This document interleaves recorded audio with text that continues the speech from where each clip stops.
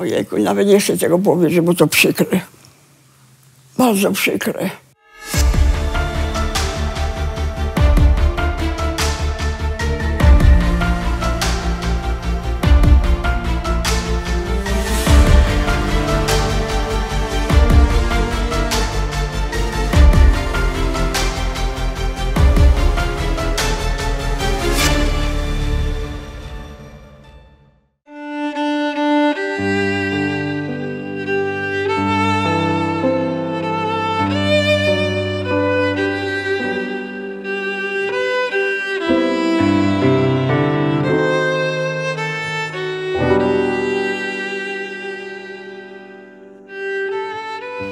Witam Was serdecznie w kolejnym odcinku.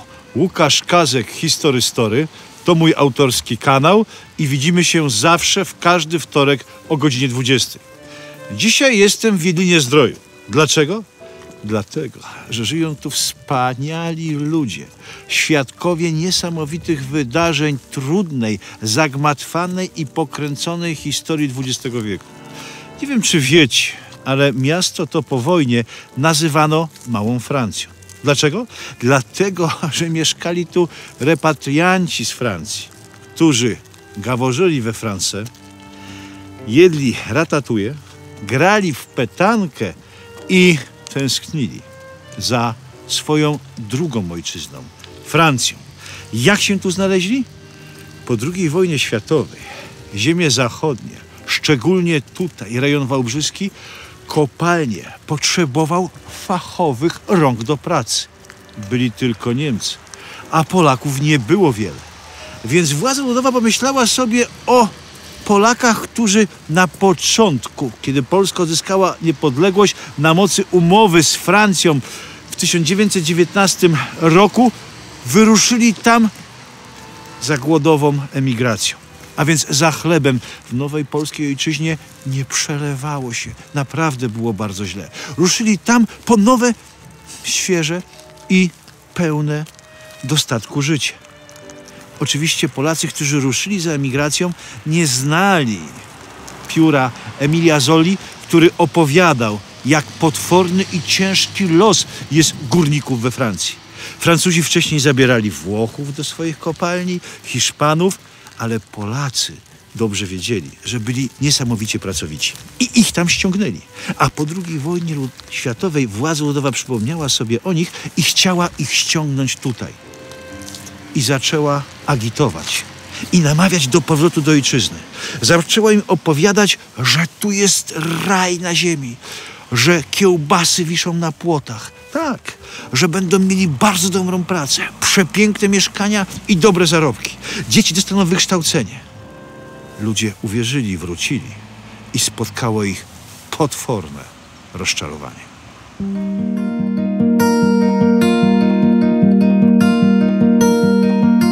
Partnerem dzisiejszego odcinka jest Stowarzyszenie Jedlińska Werwa. Jedlińska Werwa to grupa ludzi, którzy podejmuje działania na rzecz rozwoju swojej małej ojczyzny. Wzmacnia więzi miejscowej ludności z Jedliną-Zdrój, pielęgnuje przede wszystkim ludzkie opowieści, tradycje i takie małe, nieznane historie. Poszerza grono miłośników i sympatyków tego wyjątkowego rejonu Górsowich.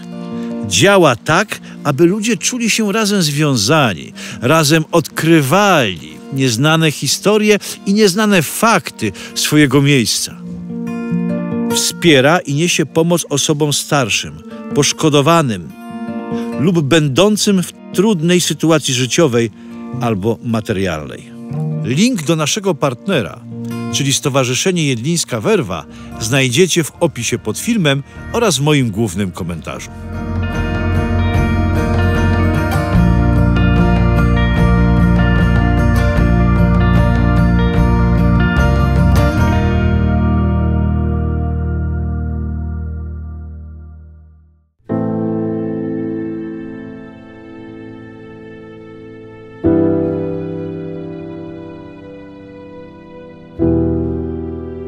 Do Wałbrzycha i w okolice Wałbrzycha trafiło około 20 000 repatriantów polskich z Francji. Do Jedliny-Zdroju po wojnie Zdrojowiec, a wcześniej Bad Scholtenbrunn, trafiło około 80 rodzin. Powiedzmy, że każda rodzina, minimum 4 osoby, a bywało ich więcej, 6, 7, to ponad 300 ludzi. Jak trafili tutaj, to tu był mozaikowy klimat, jeżeli chodzi o ludzi. Dlatego, że były wojska rosyjskie, sowieckie. Byli wciąż mieszkający Niemcy. Przyjeżdżali repatrianci polscy ze wschodu, z Kresów. Przyjeżdżali Polacy z całego kraju, z centralnej Polski, ze Śląska. Przyjeżdżali górale i do tego oni jeszcze Francuzi. Więc mikrokosmos totalny. Jedną z takich rodzin, która osiedliła się tutaj, w Jedlinie-Zdroju, była to 5-osobowa rodzina pana Jerzego Siary. Z tej rodziny żyje tylko pan Jerzy i jego brat Albert, który dzisiaj jest bardzo chory, więc nie może wystąpić. Ale pan Jerzy doskonale pamięta wszystko, co opowiadali mu jego bracia i jego rodzice. I zgodził się podzielić tymi niesamowitymi historiami z kanałem History Story.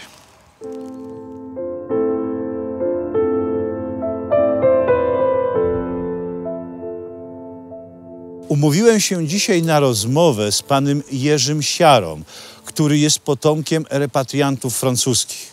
Jego mama, tata i trójka rodzeństwa przyjechali tutaj do Jedliny po wojnie. Rodzeństwo urodzone było we Francji. Mama i tato pana Jerzego urodzeni byli w Polsce i wyjechali do Francji na początku XX wieku za tak zwanym chlebem.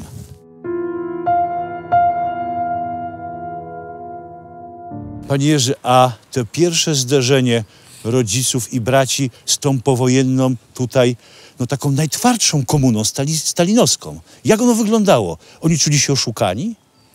Powiem tak, że rodzice ze względu na czasy nie bardzo chcieli rozmawiać z pewnych względów o tych rzeczach, ale bracia nie byli świadomi, no i oni dużo więcej rozmawiali, że no nie podobało im się tutaj to.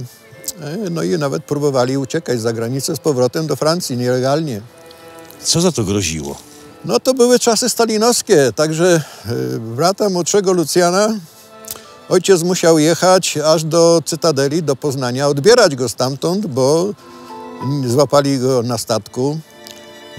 Później on im tam uciekł w Gdańsku, no i na nogach przeszedł do Poznania. Z Gdańska do Poznania? Tak. No i dostał od ojca wielkie za to tam lanie. Manto, no. Że zniszczył ojcu buty, które zabrał nowe, a jak przeszedł taki szmat drogi, no to uległy zniszczeniu. Ale mówił pan, że ojciec go stamtąd wyciągnął, tak? Wyciągnął go, tak, był wychudzony, głodny, no także, że kupił ojciec, opowiadał na stacji 2 bułki w kiosku na peronie, no i podchodzi do tej kobiety i zapłacił, ale mówi, pani bułek nie dała, kanapę. A on zjadł te bułki z głodu, zanim ojciec zapłacił.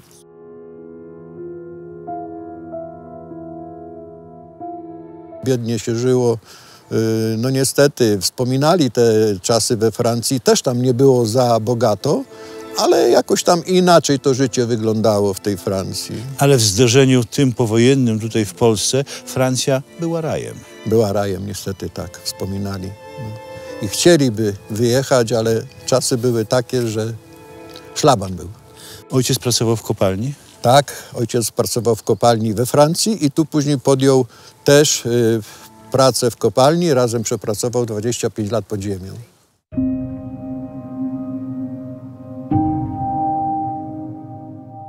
Ale kiedy oni tu przyjechali, jeszcze jak pan się urodził, to przecież mieszkała tutaj ludność niemiecka. To dopiero dzisiaj nazywa się Jedlina-Zdrój. Wcześniej nazywało się Bad Scholtenbrunn. Tak. A po wojnie zaraz?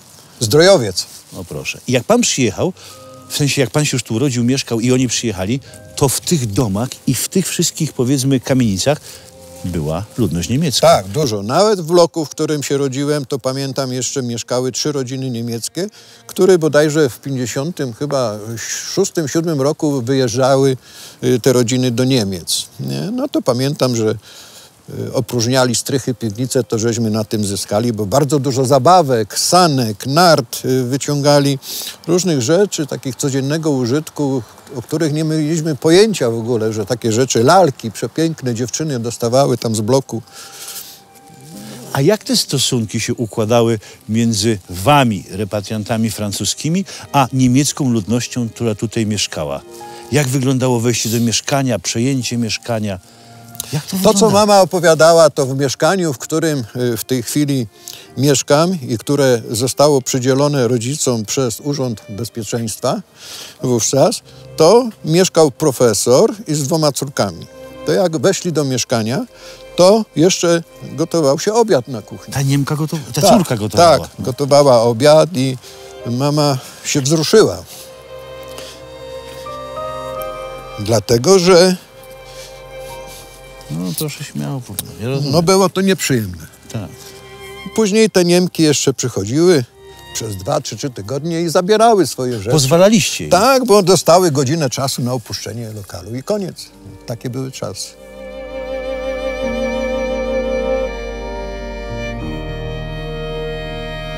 Ale miał pan też kontakt z Niemcem, który podarował panu pewien prezent. I pan Tak. ten prezent ma do dziś. Jak to Tak. wyglądało? No, później podjąłem pracę jako kominiarz, pracowałem w Zawodowej Straży Pożarnej, później podjąłem pracę jako kominiarz i jako młody kominiarczyk latałem, tu obsługiwałem te domy, no i między innymi taki jeden dom w Wiedlince za rzeką, gdzie mieszkał staruszek Niemiec. No i zawsze jak mi płacił, to wyciągał pieniądze, miał takie wyprasowane ekstra jak spod żelazka. A on trzymał to między stronami w książkach i takie te pieniądze fajne były, nie? Czyściutkie zawsze od niego. No i pewnego razu jak przyszłem już po raz któryś tam, tak żeśmy się zapoznali, kazał mi poczekać. Poszedł do pokoju, no i przyniósł takie pudełko kartonowe, wysokie i mówi, że to jest dla mnie. I dał panu jakąś paczuszkę. Tak, pudełko kartonowe w wysokości około, ja wiem, 30 paru centymetrów. No i kazał mi rozpakować. Jak rozpakowałem, ukazał mi się szapoklap, cylinder kominiarski. Jest tu. Rzeczywiście, tu jest Jest. nawet firma niemiecka, która wykonała, czyli ten, który wykonał ten cylinder. No już ten cylinder ja oceniam, że ma gdzieś jakieś 120 lat, bo on mi powiedział, że on w tym cylindrze szedł do ślubu. Dużo Niemców, ojciec opowiadał, pracowało na kopalni. Przecież oni weszli pracować na kopalnię, to dozór wszystko było niemieckie jeszcze, nie? Bo oni przekazywali Niemcy, także pomagali Polakom. No, nie wszyscy Niemcy nie byli źli po prostu.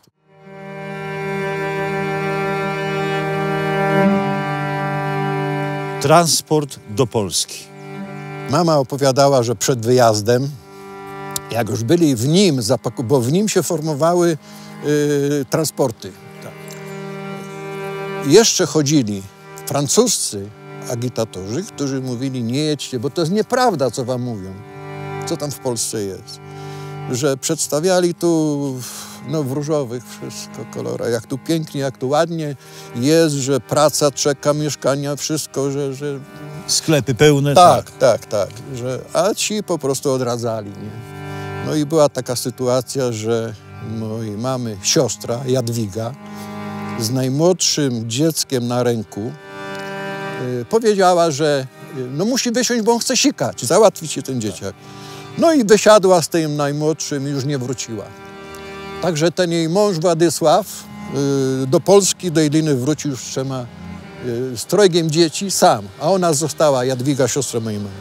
To były dramaty ludzkie, rodziny Tak. się rozrywały i to na lata. Nie Tak. były ze sobą kontaktu. Tak, i ona później prowadziła korespondencję z moją mamą, bo to siostra, z drugą siostrą w Zabrzu, ze Stefą. No i dożyła długich lat we Francji. Zmarła w wieku około 90 lat. Wszystko cenzura, listy, które wracały z Francji czy z Niemiec, każdy list z zagranicy, paczki, bo wiadomo, przysyłali z Francji kawę, jakieś tam na święta. To wszystko było bebeszone, wszystko było rozrywane, kradzione, bo nieraz były opisy w paczkach czy w listach, co było w paczce. To zawsze była okradziona paczka, a listy były cenzurowane po prostu. Historia ma przede wszystkim twarz zwykłych ludzi. Dziękuję, panie Jerzy, za dzisiejsze spotkanie. Dziękuję. Myślę, że nie ostatnie, bo dzisiejsza opowieść pana Jerzego to tylko fragment dalszej ciekawej historii.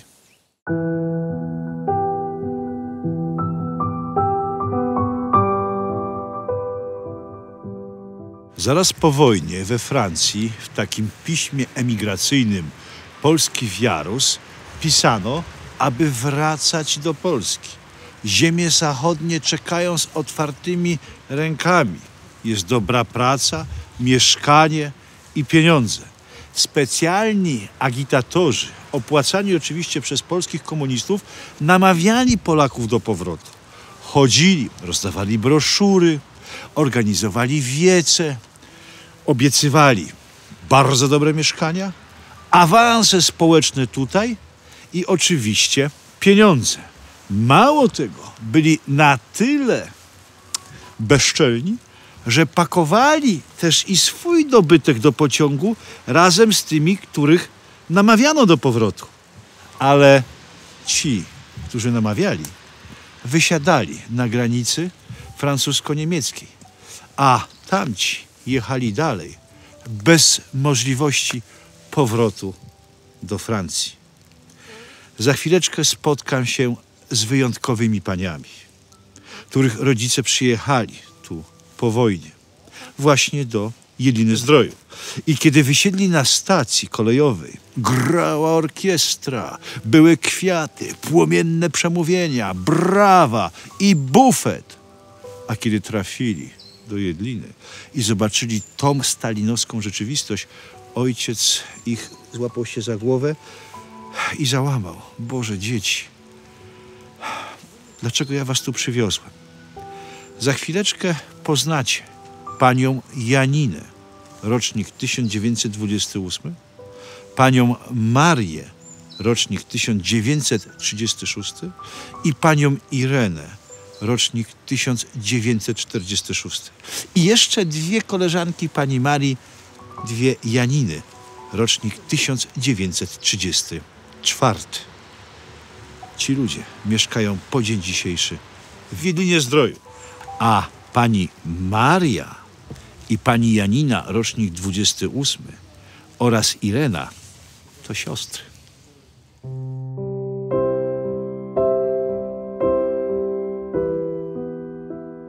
Zostałem zaproszony dzisiaj do wyjątkowych gości. 5 pań, które są świadkami niesamowitych historii. Chodzi o repatriację Polaków z Francji na ziemię zachodnie, na Dolny Śląsk. Wszystkie panie urodziły się we Francji, a przejechały tutaj po wojnie i zderzyły się z tą stalinowską i komunistyczną, twardą i bardzo dramatyczną rzeczywistością. Pani Maria, rocznik 1936. Pani Irena urodziła się w 1946 roku we Francji i pani Janina, 1928 rocznik oraz dwie panie Janiny, rocznik 1934. Pani Mario, ma pani tutaj swoje siostry koło siebie. Tak.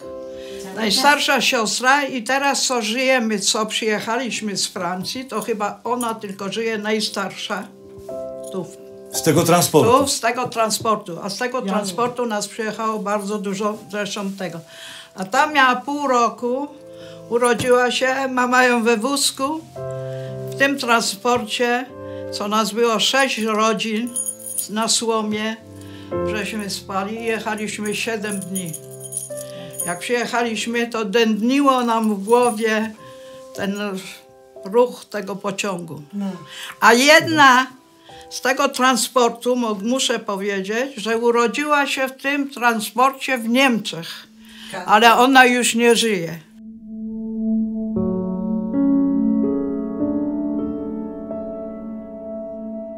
Do polskiej szkoły w ogóle nie chodziłam.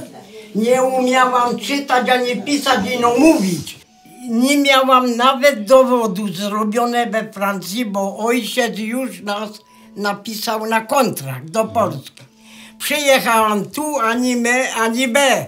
Z moją koleżanką to myśmy się spotkali w 1946 roku, jak szliśmy do szkoły. Ja z jednej ulicy, a ona z drugiej ulicy. Żeśmy się spotykali, żeśmy chodzili. I od 1946 roku jesteśmy przyjaciółki, Do dzisiaj. że jak bieda była, bawiliśmy Żydów w czasie wakacji. Chodziliśmy na konwalię zbierać, żeby aptekarz robił perfumy. Kilogramami mu przywozili, żeby sobie kupić tenisówki albo jakąś sukienkę. Ubieraliśmy się zawsze jednakowo. Makulaturę myśmy zbierali. Makulaturę żeśmy zbierali, co Niemcy wyrzucali, Ruscy wyrzucali od Niemców. Takie książki medyczne i wszystko na tej górce myśmy zbierali. Jak pani wspomina transport do Polski? A myśmy się cieszyły z siostrą Klarą, co nie żyje, że jedziemy pociągiem, bo pierwszy raz we Francji myśmy nie mieli rodziny. I myśmy siedzieli tam à la fenêtre. To myśmy się cieszyły, że jedziemy do babci, do rodziny, a tu babcię dopiero później widziałam, w 1947 w Warszawie tam, już była konająca. To myśmy na Warszawskie mieszkali, to ten duży blok, co jest, to major ruskie mieszkał z żoną, takie przystojne, a na dole kapitan. I żołnierzy rosyjscy pilnowali. Janka, ty też pamiętasz tego wulkana, tego Żyda? No, Żyd. Był Żyd, wulkan i miał taki sklepik. W tym sklepie mógł pan wszystkiego kupić, że nawet dzisiaj bym się dziwiła. Były i szprotki, i wędzone śledzie, i serki okrągłe. Wszystko było tam, gdzie dudziaki mieszkali, ale wszystko nam dawali na krychę. I dopiero jak rodzice dostawali wypłatę, to się płaciło jemu. On wszystko miał, ale my dostawaliśmy rąbankę, konsumy były. Ale konsumy to był Tak, gdzie? w Suliszowie dostawaliśmy rąbankę, takie mięso, jak świnie zabili, ze słoniną, ze wszystkim. Także mama brała słoninę, topiła, mięso żeśmy w słoiki robili, żeby żyć. A później to myśmy sobie tak sami króliki chowali, kury, świnie, działki żeśmy brali, no i tak się żyło.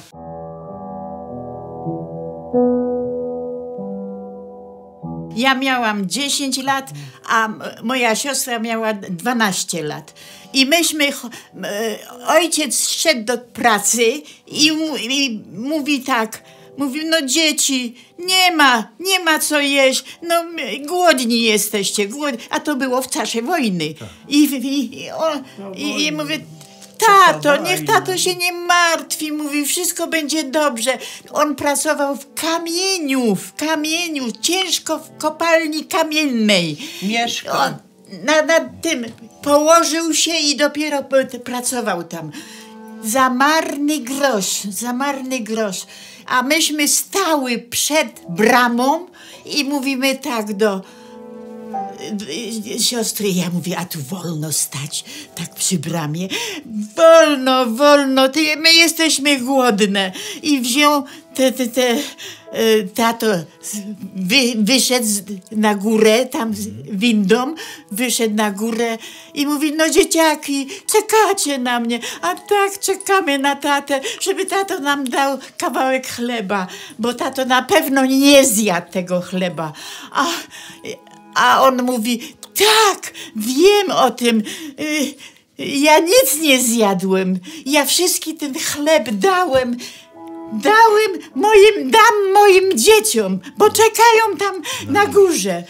Po tacie, tato nie zjadł tego chleba i wziął i dał nam a my na poczekaniu już żeśmy siedziały tam i jadły ten chleb, bo jesteśmy bardzo głodne.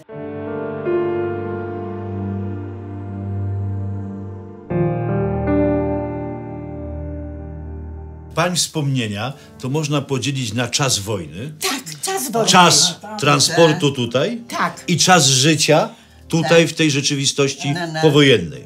W 1944 roku we Francji to mieliśmy głód. Ojej, zawsze zostawiał mnie, był czarny jak węgiel. Ja zawsze szłam, bo on wiedział, że ja to zjem i to zjadłam i tyle lat żyję. Chleb z węglem jadałam. Tym transportem, co przyjechaliśmy my, to było tak jak województwo. Jak na przykład, nie? Nasza miejscowość, Ales i gromadzili i tu jak mam tą listę tych wszystkich naszych, zresztą tu mogę pokazać. Teraz to jest lista tych wszystkich Polaków naszego transportu z naszego województwa z Francji. Którzy tu trafili. Sandraso przyjechaliśmy tu do Jedliny. To są wszystkie te, bo ja zapisywałam i bardzo się cieszę, że nawet zostawiłam to. A pani Mario, ile ludzi dzisiaj żyje z tej listy? Garcarzyk, Wątkowskich, to ich 6 osób, Waliczek, Kantek, Pitek, Włoch, Gatka, Cedro, my 6 osób.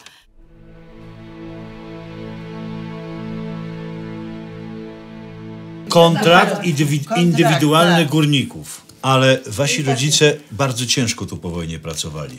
Bardzo. Długo nie pracował, bo chorował A mój na ojciec, pylicę. jak opowiadałam, 50 lat na zapalenie płuc zmarł. Zachorował, poszedł do lekarza, dostał skierowanie do sanatorium.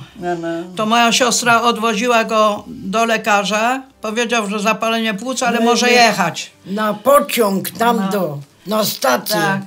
Wujek, brat mamy, tatę odwoził do samych Katowic i wsadził do pociągu do Szczawnicy. W Szczawnicy Do mówią, sanatorium. co przyjechał? Nieboszczyk przyjechał do nas i go zaraz do Zabrza do szpitala. To w czwartek myśmy w Boże Ciało dostaliśmy telegram. Ojciec pisze, jak chcecie się ze mną zobaczyć, to przyjedźcie. Mama pojechała z Domagalikową, bo miała siostrę w Katowicach. Pojechała 50 lat, mój ojciec miał w piątek, my tu przywieźli, a w niedzielę ojciec A ma. w niedzielę I zmarł. tak dbali o człowieka, że wiedzieli, że penicylina była w tym czasie. W 52 roku. Akurat jak wasz ojciec. To wysłali jeszcze go do sanatorium. No.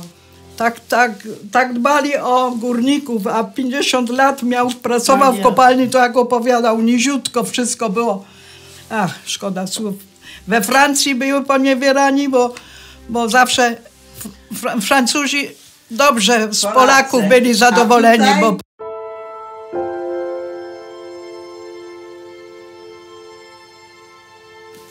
Tam we Francji, jako druga kategoria, No. przyjeżdżacie tu i tu mówią wam, że jesteście Francuzami, tak? Tak. Nie Polakami, Francuzami, nie, tak? Francuzami. Jak panie tutaj przyjechały, mieszkały, to przecież tutaj była jeszcze ludność niemiecka. Niemiecka, cały tak. czas. Czy miały panie kontakt z tymi Niemcami, którzy tu mieszkali? Na Warszawskie to myśmy mieli naprawdę bardzo fajne, a obok mieszkał Niemiec, mechanik samochodowy był, miał swój garaż, jeszcze stoi. No to ożenił się z Polką, Marią, i Piotruś się urodził, ale wyjechali do Niemiec. mój mąż miał najlepszego kolegę Hansa Fika i ja bym chciała bardzo, bardzo jego siostrę jeszcze, czy on żyje.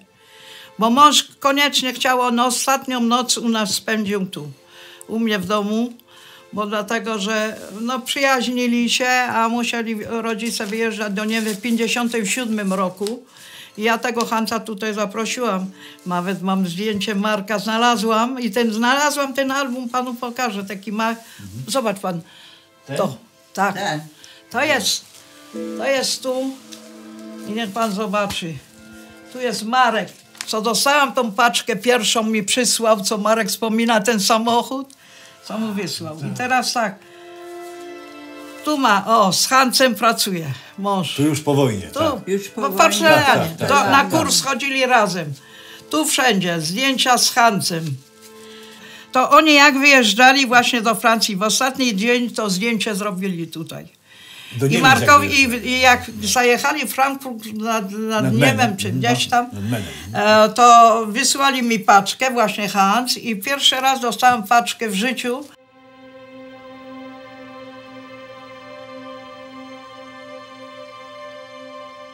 Trafiają państwo z rodzicami tutaj do Jedliny po wojnie. Tak, tak.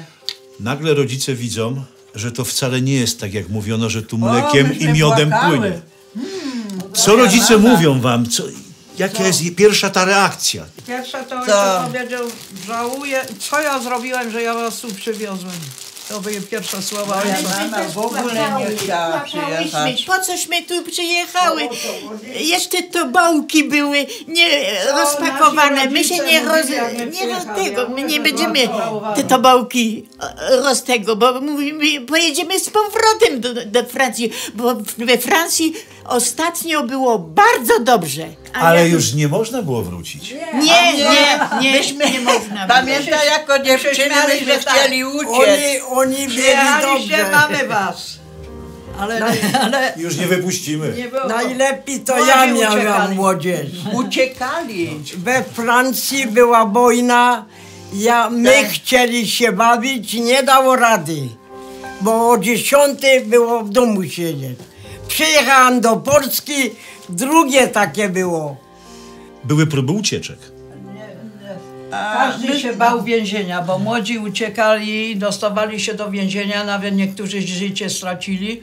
Dużo było tego, bili wszystko. To tylko młodzi chłopaki, niektórzy uciekali do więzienia, się dostawali, bici byli i tego. Także z naszej rodziny nikt nie próbował. Ale muszę panu powiedzieć, że moja siostra będzie pamiętać, myśmy mieli sąsiada przez ścianę, Dul. Stary człowiek. Jak on uciekł, to my nie mamy pojęcia. Uciekł do Francji. I dzieci, A później wrócił do Polski.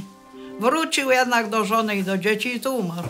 A kiedy pierwszy raz po wojnie pojechały panie do Francji, tam gdzie się panie... Ja po 42 latach.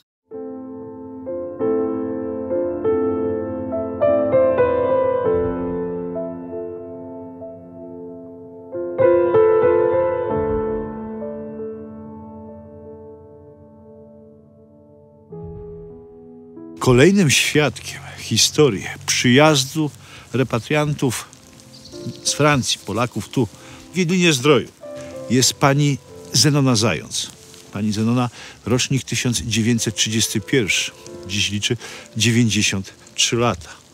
Kiedy umawiałem się z panią Zenoną, że przyjadę do niej właśnie dzisiaj, powiedziała, że jej nie będzie, że ucieknie.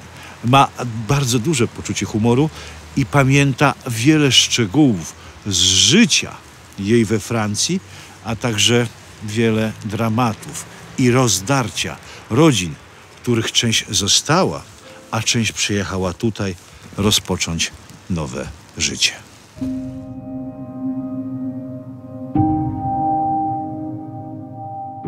Pani Zenono, kiedy się pani urodziła i gdzie? Urodziłam się en France, à Molière-sur-Cèze, et en 1930. Dobrze. 1931. Jestem 31 ten rok. Rocznik. I był to grudzień. Grudzień. Dokładnie. Mówi pani po francusku? Pamięta pani język francuski? Trochę.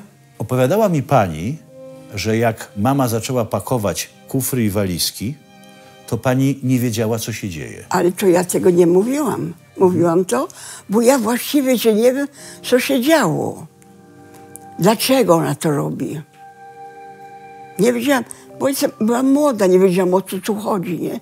Tylko powiedzieli, jedziemy do Polski. Tylko tyle było mówione. No i przyjechałam. Myśmy przyjechali, tylko nie pamiętam, to była jakaś, jak to się mówi, Mądziu? Nie wiem, cholera. Wiem, że były samochody, bo przecież musieli nas przejąć, nie? No, a nasze rzeczy to dopiero było za 2-3 dni. Zaraz nam nie dali, bo to było we wagonach. No. I to jak przyjechałam, to też było tak, nie wiedziałam, o co tu chodzi. A gdzie zaczęliście mieszkać? No, zaraz myśmy mieszkali na 1 maja. Tam był pokój i kuchnia. Pokój i kuchnia. A że mama była ten czas w ciąży, nie? To trzeba większe mieszkanie. To my mieszkali na Barbarę. To myśmy mieli 2 pokoje i kuchnię. Ale tam nie było te meble. To były wszystko takie stare meble. To jeszcze chyba po Niemcach. Po Niemcach, tak. Po Niemcach, no. Ale łóżka myśmy mieli swoje. Łóżka.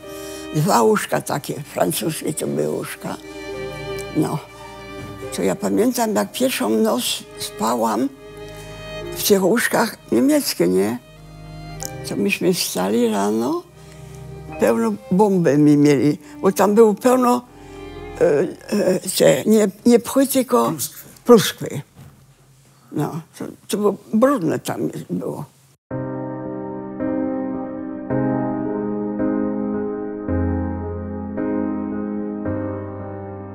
A była pani we Francji?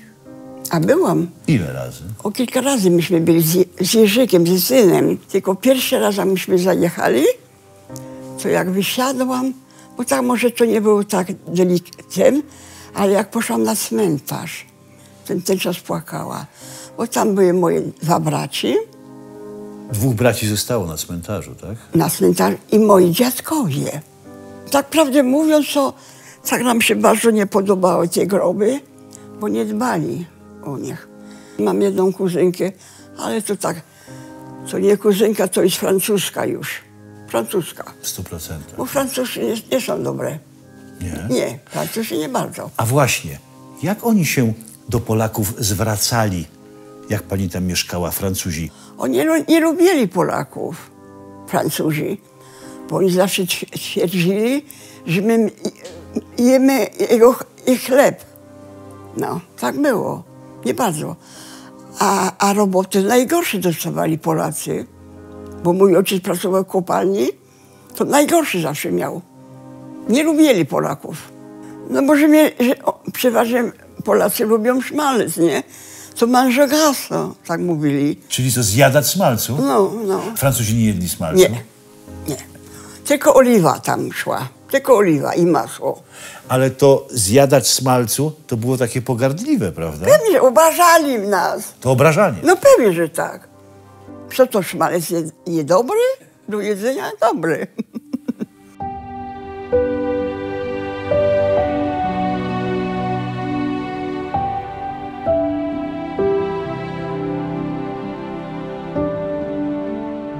Jak pani chodziła ubrana? Miała pani kapelusz, słyszałem? Pewnie. Moja mama bardzo mnie ładnie ubierała. Przede wszystkim tu mogę pokazać. O, proszę. Tu jestem tu i mój brat. Tu chciałem zapytać.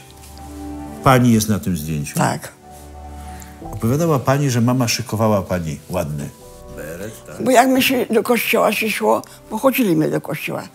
Bo tutaj nie chodzę, ale chodziłam. To zawsze się miał kapelusz na zimę i na lato. To na lato miałam taki różowy, ładny kapelusz, a na zimę to miałam taki granatowy, taki grubszy. No. To są moje ciotki. No.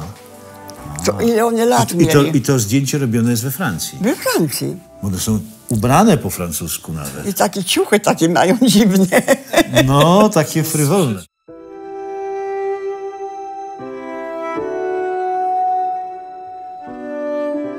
Ojejku, nawet nie chcę tego powiedzieć, bo to przykre. Bardzo przykre. O, tu on jestem. Ten, co zginął. To ten? Ten, tak, zginął. On tragicznie wtedy zginął. Tragicznie. Tragicznie. To wszyscy przeżywaliście tą śmierć. O Boże. Moja mama, jak leżał a la morgue, tam gdzie leżał, nie? To ona chyba cały czas siedziała. Dopiero jak był pogrzeb, dopiero przyszła do domu. Moja mama bardzo przeżywała. No ja też tak samo. Tak samo. A ojciec nawet się nie odzywał w ogóle, ojciec.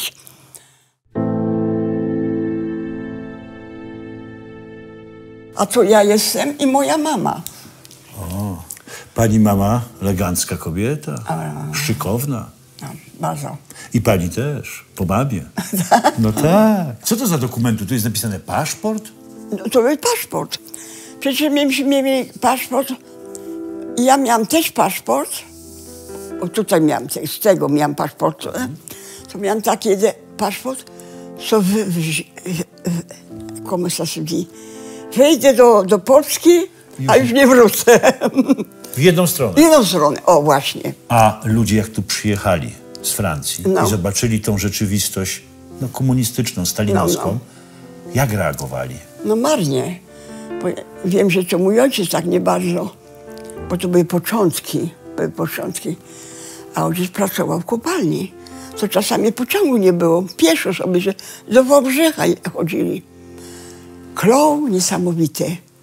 A potem mu się odechciała ta Polska. No, ale to było za późno. Już był koniec. Oni mieli chyba dziewuchę. Ja specjalnie tak dużo nie znałam, bo to było z innego tego. I syna. To jak już miał pociąg wyjechać, to ona zabrała i uciekła. Do Francji. No, ona była we Francji, ona w Francji była. A pociąg pojechał? Pojechał bez tego chłopaka. Ale i tak później ta pani załatwiła, że ta córka też mogła jechać do Francji. Chciałaby pani jeszcze pojechać do Francji? No ale tam bym już nie mieszkała już. Ja już się tutaj... Tu się przyzwyczaiłam. A to nie, to polskie to. To nie, że wywalił mi to. Czemu? To fajne, to pokazuje tą rzeczywistość. To widzę, Bierut na zdjęciu jest. No, nie wiem jak to było. Ja tutaj jestem, a zawsze się śmieję, że tyle miałam procent, co pracowałam. No tak, to już po wojnie widzę. Tak. Milicjanci, No. Bieruta, A to mogło Stalina. No pewnie. Ja jeszcze nie byłam mężatka chyba. Jeszcze nie byłam mężatka.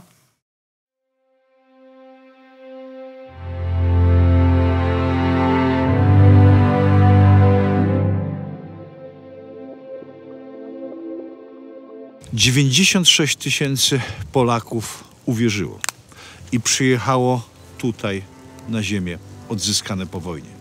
400 000 zostało, tak mówią statystyki. Nie uwierzyli w wizję idealnego państwa, jakie roztaczali przed nimi komunistyczni wataszkowie. Dzisiaj jedlisty Francuzi, bo takich mogę nazwać, to ciepła nazwa. Dzisiaj jedlisty Francuzi mogą spokojnie jeździć do swojej drugiej ojczyzny. Chociaż pani Maria czekała na to aż 43 lata. Byli tacy, co czekali 60 lat. Ale byli też tacy, którzy odeszli i nigdy nie pojechali po wojnie do Francji. Nie doczekali się tego, że po 1989 roku zniknie komuna i będzie można dostać paszport i jechać.